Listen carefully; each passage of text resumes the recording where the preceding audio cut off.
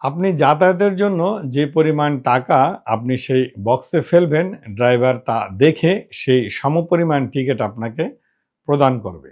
জাপানের কোনো একটি শহরে একটি সরকারি গণপরিবহন যখন কোনো একটি নির্দিষ্ট স্টেশনে গিয়ে দাঁড়ায় যাত্রী নেওয়ার জন্য, তো সেই বাসে ৭-৮ জনের একটি গ্রুপ উঠে পড়ে এবং টোটাল ভাড়াটি সে একসাথে পরিশোধ করতে গেলে তো ড্রাইভার টোটাল ভাড়া থেকে $৮ সে তার হাতে নিয়ে নেয় আর বাকি টাকাটা সেই ড্রপ বক্সে ফেলে দেয়। কিন্তু এই যে $৮ সমপরিমাণ টাকা ড্রাইভার তার হাতে নিল, সেটি কিন্তু এই গণপরিবহন যে কর্তৃপক্ষ যারা এই বাস পরিচালনার তদারকি করে, তারা কিন্তু ওই বাসে সব সময়ের জন্য একটি সিসি ক্যামেরা লাগিয়ে রাখে।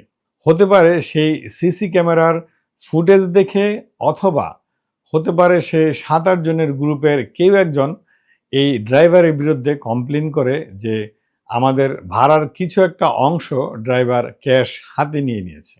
যেটা করা একেবারেই অপরাধযোগ্য এবং যেটা কখনোই কেউ করে না।